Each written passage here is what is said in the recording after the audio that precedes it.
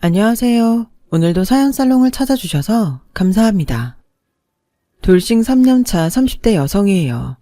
주변에 보면 남한테 말을 함부로 하는 사람들이 있잖아요. 되게 그런 사람들은 자신은 상처받기 싫어하면서 남이야 상처를 받든 말든 상관 않고 떠들어대더라고요.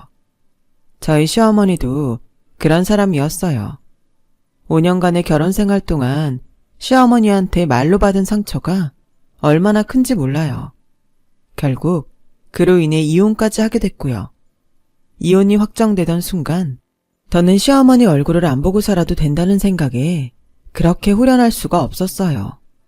시어머니는 꿈에 나타나기라도 하면 진저리를 치고 악을 쓰고 울 정도로 제 인생에서 가장 끔찍한 사람이죠.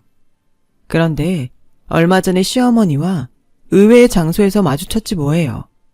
그리고 그날 이후 조금은 시어머니 트라우마에서 벗어날 수 있었어요. 도대체 그날 무슨 일이 있었는지 얘기를 시작해 볼게요. 저는 홀어머니 밑에서 오빠랑 둘이 자랐어요. 아빠는 제가 돌이 되기도 전에 집을 나가셨고 제가 초등학교 3학년이 되도록 연락조차 없었어요. 그러던 어느 날 뜬금없이 우편으로 이혼 서류를 보냈지 뭐예요. 한동안 살았는지 죽었는지 연락도 없던 아빠의 황당한 행동에 화가 난 엄마는 수소문 끝에 아빠를 찾았어요. 그랬더니 아빠 고향 후배라던 여자랑 애까지 낳고 살고 있더래요. 그 여자는 저희 집에도 자주 놀러왔던 사람이라 엄마의 배신감은 더욱 컸죠. 그래서 따져 물었더니 솔직히 말하자면 내가 먼저였어요. 오빠랑 나 고등학생 때부터 사귀던 사이였다고요. 오빠 엄마가 반대만 안 했으면 나랑 결혼했을 거라고요. 그러니까 내연녀 취급하지 말아요. 남편 못 지킨 언니 탓도 있으니까. 어찌나 뻔뻔하게 나오던지 엄마는 기가 막혀서 말도 안 나오더래요. 그래, 그럼 끝까지 나 모르게 니들끼리 살지. 왜 갑자기 연락을 해서 사람 속을 뒤집어? 이혼도 안 한 남자 데려다가 애까지 낳고 살았을 땐 서류 정리 따위는 안중에도 없었던 거 아니야. 오빠네 엄마가 돌아가셨으니까요. 저한테 그랬거든요. 당신 눈에 흙이 들어가기 전까지는 우리 결혼 허락 안 한다고요. 근데 돌아가셨으니까 이제 결혼해도 되는 거잖아요. 그래서 내가 오빠 몰래 언니한테 이혼 서류 보낸 거예요. 10년 가까이 연락 끊고 살 만큼 언니랑 오빠 남이나 마찬가지인 사이잖아요. 안 그래요? 피차 서로 간에 결합할 생각도 없어 보이는데 그냥 도장 찍어주세요. 그럼 집은 언니 줄게요. 아빠가 집을 나가고 시댁과 연락을 끊고 살았던 터라 내연녀를 통해 친할머니 부고를 전해 들은 엄마는 며느리로서 죄송한 마음이 들더래요. 하지만 그건 그거고 이런 상황을 마치 기회처럼 여기고 이혼 얘기를 꺼내는 내연녀가 용서가 안 되었죠. 솔직히 엄마는 아빠와 함께 사는 동안 부부싸움이 끊이지 않았을 만큼 사이가 안 좋았어요. 당장 이혼을 해도 이상하지 않을 상황이었죠. 그렇다고 해도 내연녀가 이렇게 당당하게 나오자 엄마는 이혼 서류에 도장을 찍어주고 싶지는 않았나 봐요. 그래서 1년 넘게 도장을 찍지 않고 버텼더니 그제야 그 여자랑 아빠가 집으로 찾아왔지 뭐예요. 거기에는 그럴 만한 이유가 있었어요. 둘 사이에서 낳은 아이가 초등학교에 들어가야 하는데 그 전에 혼외자 딱지를 떼고 싶었던 거였죠. 여보, 내가 이렇게 부탁할게. 제발 이혼 좀 해주라. 애가 무슨 죄니? 애까지 손가락질밖에 할 순 없잖아. 그럼 힘찬이랑 다솜이는 너한텐 밖에서 낳은 자식만 자식이고 네 친자식들은 자식도 아닌 거니? 지난 10년간 내가 무슨 생각으로 살았는지 아니? 나한텐 그렇다 쳐도 네가 인간이라면 지 새끼들은 찾으러 올 거라고 생각했어. 그런데 어쩜? 네 새끼들은 안중에도 없고 외도로 낳은 자식만 챙기니? 네가 그러고도 사람 새끼니? 네가 그러고도 아빠야? 나 이혼 서류에 절대 도장 안 찍어. 그러니까 니들이 지은 죄 네 자식들이 받든 말든 난 상관없다고. 엄마는 울음을 터뜨리며 돌아앉았어요. 그러자 내연녀가 무릎을 꿇고 눈물까지 흘리며 싹싹 빌더군요. 언니, 제가 잘못했어요. 제가 정말 죽을 죄를 지었어요. 그러니까 절 미워하시고 제발 우리 애 좀 사람답게 살게 해주세요. 언니도 자식 키우는 입장이네 알 거 아니에요. 제가 이렇게 빌게요, 언니. 그래, 너 말 잘했다. 너도 자식 낳아 키워보니 알겠지? 네가 한 짓이 얼마나 창피한 짓인지. 사람 일 모르는 거야. 남의 눈에 피눈물 나게 하면 결국 너한테 돌아오는 걸 왜 몰라? 네 자식 사람답게 살게 해주고 싶다고? 그럼 내 자식은? 넌 정말 끝까지 너밖에 모르는 이기적인 애구나. 네가 이 모양인데 어떻게 네 자식이 떳떳하게 살 수가 있겠니? 다 자업자득이야. 그러니까 쇼하지 말고 죽을 때까지 내 언녀로 살아. 그때였어요. 문 밖에 있던 아이가 울면서 달려들었어요. 그리고 지 엄마한테 매달려 따라 울었어요. 어찌나 서글프게 울던지 제가 다 가슴이 찡할 정도였어요. 결국 엄마는 아이의 모습에 마음이 약해졌고 이혼 서류에 도장을 찍어주기로 했어요. 아빠는 위자료로 집과 유산으로 받은 돈 중 일부를 주기로 했어요. 아빠가 집을 나간 동안 식당에서 서빙을 하며 저희를 키웠던 엄마는 집을 팔아 작은 집으로 옮기고 남은 돈과 아빠한테 받은 돈을 합해 조그만 토스트 가게를 차렸어요. 가게가 유동인구가 많은 곳에 위치한 덕에 가게 수입으로 우리 세 식구가 먹고 살 정도는 됐어요. 무엇보다 우리 남매는 엄마랑 같이 있을 시간이 늘어서 좋았어요. 엄마가 식당 일을 할 때는 12시가 다 돼서 돌아오셨기 때문에 온 가족이 저녁밥을 먹는 일이 드물었거든요. 그런데 토스트 가게를 시작하고부터는 늘 저녁을 같이 먹을 수 있었어요. 그리 넉넉한 생활은 아니었지만 생각해보면 그때가 우리 가족에게 있어 가장 행복했던 때인 것 같아요. 엄마는 그렇게 토스트 장사를 하며 저와 오빠의 뒷바라지를 했어요. 하지만 오빠가 고등학생이 되던 해 엄마는 대장암 진단을 받았고 불과 몇 달이 지나지 않아 세상을 떠나셨어요.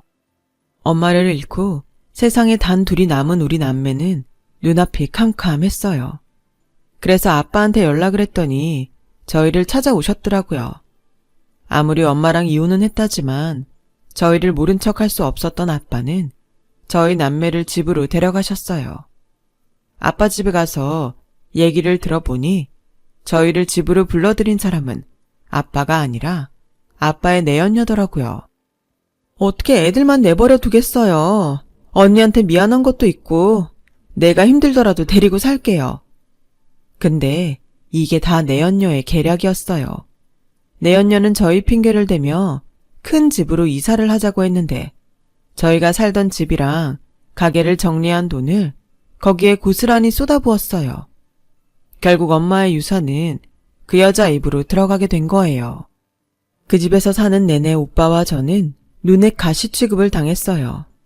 아빠가 있을 때는 우리 남매를 챙기는 척했지만 아빠가 없을 때는 눈빛부터 달랐어요. 먹는 것부터 입는 것까지 자기 자식과 차별을 하며 키웠죠. 한 번은 제가 냉장고에 들어있던 주스를 먹었다고 욕을 먹은 일이 있었어요. 그건 자기 아들 먹일 비싼 유기농 주스라며 손대지 말라더군요. 밥 먹여주는 것도 감지덕지해야지. 어디서 주인 행세를 하려 들어. 앞으로 한 번만 더 내 아들 음식에 손대면 당장 내쫓을 줄 알아. 어찌나 표독스럽게 쏘아대던지 그 후 냉장고 문도 열지 않았어요. 차라리 학교가 편하다는 생각이 들 만큼 집에서 사는 건 힘들었어요. 이럴 줄 알았다면 엄마랑 살던 집에서 오빠랑 둘이 사는 건데 괜히 아빠한테 연락을 했다 싶었죠. 그래서 다시 나가 살고 싶다고 했더니 아빠가 화를 내더라고요.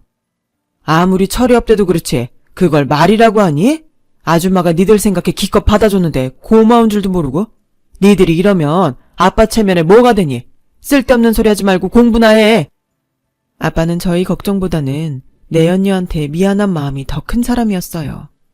그래서 우리 남매는 하루빨리 돈을 벌어 이 집을 나가기로 했어요. 고등학교를 졸업한 오빠는 바로 취직을 해 돈을 벌기 시작했고 저는 인문계가 아닌 실업계 고등학교 진로를 결정했어요. 그래야 졸업 후 바로 취직이 가능할 테니까요.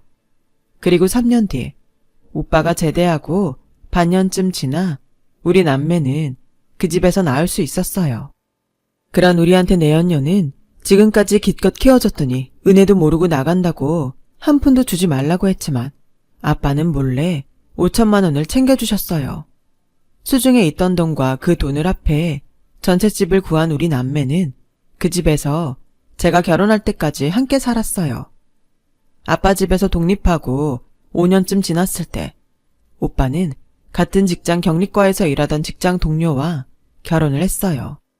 새언니가 워낙 순하고 착한 사람이라 결혼 전까지 저는 오빠네 집에서 함께 살 수 있었죠. 학창시절 공부를 꽤 했던 저는 뒤늦게나마 산업체 특채로 대학에 들어갈 수 있었어요. 그리고 그곳에서 남편을 만나게 되었어요.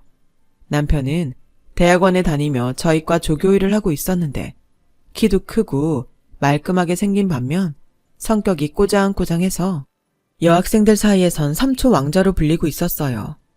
처음엔 얼굴 보고 다가갔다가 얘기를 해보면 3초 만에 질린다는 뜻이었죠. 그런데 서로 짝이 되려고 그랬는지 저는 오히려 그런 남편의 성격이 마음에 들더라고요. 저는 말만 번지르르한 사람보다는 꼬장꼬장해도 바른 사람이 좋았거든요. 남편도 제가 마음에 들었는지 장학금 탈 기회가 생기거나 과 내 공모전이 있을 때면 먼저 제게 얘기를 해주곤 했어요. 그래서 하루는 용기를 내서 고백을 했더니 이러는 거 있죠. 사실은 그쪽이 나이도 많고 생활이 어려운 것 같아서 도와주려고 했던 건데 제 행동이 오해를 산 모양이네요. 미안해요. 어찌나 창피하던지 쥐구멍이라도 숨고 싶은 심정이었어요. 그날 이후부터 졸업할 때까지 저는 남편을 피해 다녔어요. 졸업을 한 저는 전공을 살려서 작은 건축사무소에 취직을 하게 되었고 남편은 잊고 살게 되었죠. 그런데 인연은 피한다고 피해지는 게 아닌 모양이에요. 이듬해 새로 신입사원 둘이 들어왔는데 글쎄 그중 한 명이 남편이지 뭐예요. 강단에 서고 싶었지만 교수님한테 이빠른 소리를 했다가 팽당하고 결국 취직을 하게 된 거였죠. 껄끄러운 상대끼리 직장 선후배로 만나게 되자 어찌나 불편하던지. 그래도 어쩌겠어요. 밥줄이 달린 일인데 불편하다고 직장을 그만둘 수도 없고 참는 수밖에요. 그런데 같이 일을 해보니 의외로 손발도 잘 맞고 성격도 비슷해서 얼마 안 돼 지난 앙금은 풀기로 합의했어요. 그렇게 직장 선후배로 지내던 우리는 극한 직업에 가까운 빡센 회사 업무를 동지애를 발휘해 버텨가면서 조금씩 사랑이 싹트기 시작했고 재회한 지 2년 만에 연애를 시작했어요. 그리고 초고속으로 사귄 지 3개월 만에 결혼을 하게 됐죠. 그런데 막상 결혼을 앞두고 나니 저희 집 사정을 시부모님께 말을 해야 되나 고민이 되더라고요. 올케 언니는 될 수 있으면 시댁인 비밀로 하는 게 좋겠다고 했고 오빠는 그랬다가 나중에 알게 되면 괘씸해 하실 거라며 미리 말을 하는 게 좋겠다고 했어요. 그래서 이러지도 저러지도 못하고 있는데 직장 동료 사이였을 때부터 저희 집 사정을 알고 있던 남편이 별일 아니란 듯 그러더라고요. 우리 부모님 그런 일로 트집 잡으실 분들 아니니까 말씀드려도 돼. 그땐 그 말을 고지 들었는데 이제 와서 생각해보니 제가 참 어리숙했던 거죠. 세상에서 가장 자기 부모를 모르는 사람이 바로 아들이니까요. 저희 집 사정을 들은 시부모님은 제 앞에서 대놓고 말은 안 했지만 결혼 이후 무슨 일이 있을 때마다 시어머니는 저 들으라는 듯 저희 집 얘기를 꺼내셨어요. 근본 없는 집에서 데려온 애들은 티가 나도 나더라. 부모가 막 산 집구석 자식을 어떻게 믿을 수가 있겠니? 배운 게 도둑질이라고 지 부모 하는 짓 그대로 배웠을 텐데 이래서 집에 여자를 잘 들여야 한다는 거야. 시도 때도 없이 저를 깎아내리는데 제가 제 발등을 찍고 싶더라니까요. 이런 시어머니의 행동은 시동생이 장가를 가서 손아래 동서가 들어오고 더 심해졌어요. 어머님은 툭 하면 저랑 동서를 비교하며 차별했거든요. 명절에도 저희 집엔 식용유 세트 하나 안 보내시면서 동서 집엔 저 몰래 양주며 홍삼 등을 보내시더라고요. 그렇다고 동서 집에서 시댁에 선물을 보내는 것도 없는데 말이죠. 반면에 저희 오빠는 혹여 여동생이 시댁에서 책 잡힐까봐 명절이며 시부모님 생신 때마다 값비싼 선물을 보내곤 했어요. 그래서 오빠를 볼 때마다 미안한 마음이 들곤 했죠. 시댁에 서운한 마음을 가지고 있어서 그랬는지 아니면 임신을 해서 호르몬 불균형 때문에 더 그런 건지 모르지만 점점 서운한 생각만 들더라고요. 그러다 제 출산이 가까워진 어느 날 참았던 서름이 폭발했지 뭐예요. 어머님께서 남편이 좋아하는 게장을 담았으니 가져가라고 하셔서 시댁에 들렀는데 동서도 와 있더라고요. 그런데 대뜸 어머님이 그러시잖아요. 얘, 출산도 얼마 안 남았는데 너 산후조리는 어떻게 할 생각이니? 그래서 안 그래도 산후조리원을 알아보고 있다고 했더니 얘, 넌 돈이 썩어나니? 그 돈이 누구 돈인데 네가 함부로 쓰려들어. 너 임신하고 일 쉬는 동안 내 아들이 뼈 빠지게 번 돈이잖니? 생각이 있으면 네가 그 돈 함부로 쓸 생각하면 안 되지. 없는 주제에 돈 쓸 궁리만 하고 있어. 차라리 네 오빠 집 가서 해라. 친정이 없으니 네 오빠가 책임져야 할 거 아니냐. 어머님, 그게 무슨 말씀이세요? 저도 임신 7개월까지 일했어요. 그리고 출산 대비해서 모아놓은 돈도 있고요. 그런데 왜 오빠한테 책임을 물어요? 저희 문제인데. 그러게, 네가 온전한 집 자식이면 내가 이런 말까지 하겠니? 부모라고 어디 입에 올리기도 그런 사람들이니? 산후조리 하나까지 이런 소리라게 만들고. 너 내 탓할 거 없다. 이게 다 네 부모 인생 막산 탓이니까. 아랫동서 앞에서 막말을 하는 시어머니 탓에 저는 얼굴도 제대로 들 수 없었어요. 그렇게 저는 시어머니 눈치를 보며 출산을 했어요. 그런데 막 출산한 저를 앞에 두고 시어머님이 또 저희 집 얘기를 꺼내지 뭐예요. 며느리 친정이 어쩌고 저쩌고 사람들 앞에서 창피를 주는데 눈물이 다 나더라고요. 그런데 하필 그 모습을 저희 오빠가 본 거예요. 사부인, 제 동생은 저희 집에서 산후조리 시킬 테니 그런 소리 마세요. 안 그래도 집사람이랑 그러기로 하고 얘기 전하러 온 참입니다. 남편은 한사코 그러지 마시라고 저희 오빠를 말렸지만 오빠는 기어이 저를 집으로 데리고 갔어요. 오빠도 오빠지만 옳게 보기 미안해서 어쩔 줄 모르겠더라고요. 아가씨, 미안해할 거 없어. 나도 친정이 없어서 산후조리 어쩌나 고민할 때 아가씨가 돌봐줬잖아. 그때 진빚 갚는다 생각할게. 그러니까 마음 편히 가져. 올케 언니가 출산을 했을 땐 제가 오빠 집에 얹혀 사느라 한동안 살림을 했던 적이 있는데 언니는 그 일을 내내 가슴에 담고 있었다고 하더군요. 그래서 제 산후조리는 언니가 맡아서 해주겠다고 생각해 왔었다고요. 그 말을 들으니 고맙기도 하고 올케 언니나 저나 처지가 참 안 됐다는 생각을 했어요. 그렇게 눈물겨운 산후조리를 마치고 집으로 돌아가자 시어머니가 찾아와 그러시더군요. 친장 내 말대로 했으면 될걸? 넌 꼭 사람을 못된 시애미로 만드니? 하여간 사랑 못 받고 자란 애는 티가 나도 난다니까? 아유, 우리 손자가 지애미 닮아 소갈머리가 좁지 않아야 하는데. 정말 한마디 한마디가 정이 안 가게 가시가 돋쳐 있는 탓에 저는 매번 상처를 입고 말았어요. 그런데 그런 시어머니의 나쁜 말투 탓에 저희 애까지 못된 말을 배우기 시작했지 뭐예요. 하루는 어린이집 선생님이 전화를 했더라고요. 저희 애가 어린이집에서 같은 반 여자애한테 그러더라는 거예요. 니네 엄마 아빠는 공부를 못해서 거지처럼 임대아파트에 사는 거라고요. 그 말을 듣는데 너무 놀라서 정신을 차릴 수가 없었어요. 그래서 몇 번이나 우리 애가 그랬냐고 되물었더니 할머니가 그랬다나 봐요. 공부 못하면 외삼촌처럼 거지같이 임대아파트에서 살게 된다고. 그 말에 피가 끓는 것 같았어요. 전화를 끊고 회사 화장실에 들어가 한참을 소리 죽여 울었네요.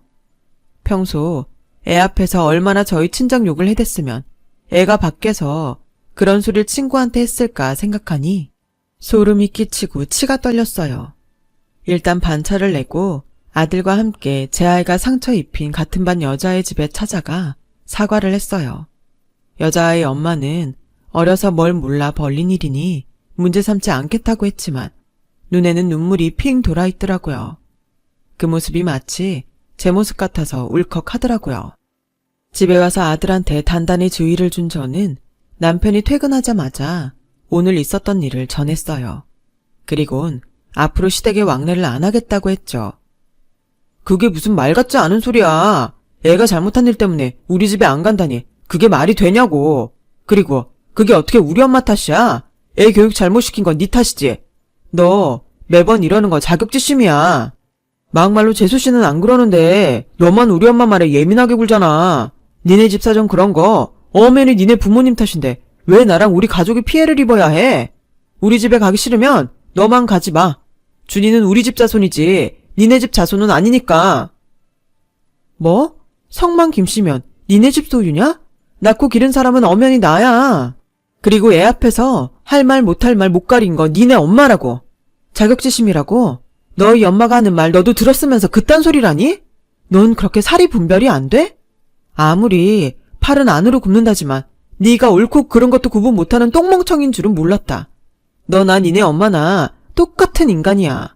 난 우리 준이를 그런 사람들 틈에서 키울 순 없으니까 알아서 해. 결국 그날 일이 화근이 돼서 우리 부부는 별거에 들어갔고 별거 중에도 시어머니는 툭 하면 집에 찾아와 행패를 부렸어요. 현관문을 안 열어주자 주차장에서 기다리다 제 머리채를 잡기도 했죠. 그러다 아파트 주민 신고로 경찰이 출동하기도 했어요. 상황이 이렇게 되자 남편도 더는 고집을 부리지 않더라고요. 상처만 남은 이혼이었죠. 그래도 일말의 양심은 있었는지 남편은 제게 양육권을 넘겼어요. 자신이 봐도 자기 엄마 밑에서 애를 키웠다가는 아이가 온전히 자라지 못할 것 같았던 모양이었죠. 이혼하고 한 달에 한 번 아이를 만나는 날에도 남편은 아이를 시댁에 데리고 가지 않았어요. 아이와 키즈카페를 가거나 놀이동산에 가서 놀아주곤 밤에는 저희 집에 보내주더라고요. 그렇게 3년이 흐른 사이 많은 것들이 변했어요. 남편은 바쁘다는 핑계로 아이를 만나러 오는 날이 점점 줄더니 1년이 넘도록 연락도 안 하더라고요. 양육비로 1년 이상 밀렸고요. 연락을 해도 연락도 안 되고 말이죠. 제가 이혼하고 회사를 옮긴 이후로 전 직장 사람들과 연락도 끊은 상태라 딱히 남편의 안부를 물어볼 사람이 없어서 먼저 연락이 올 때까지 그저 기다릴 뿐이었어요. 제 벌이로도 아이를 키우고 사는데 문제가 없어서 더 그랬는지도 모르겠네요. 그러는 사이 오빠는 회사를 나와 독립을 했는데 거래처 사장님들이 오빠 회사에 일감을 몰아준 덕에 남부럽지 않게 살게 되었어요. 임대 아파트에서 나와 번듯한 50평대 새 아파트로 이사도 했고요. 그날은 회사 사람들을 불러 집들이를 하는 날이었어요. 올케 언니 혼자 그 많은 음식을 하기 힘들 것 같아 제가 돕기로 했는데 하필 그날 회사에 중요한 미팅이 잡혀서 자리를 비울 수가 없게 되었지 뭐예요. 미팅 마치고 바로 달려가도 너무 늦게 도착할 것 같아서 미안한 마음에 인력센터에 전화해 도우미를 보냈어요.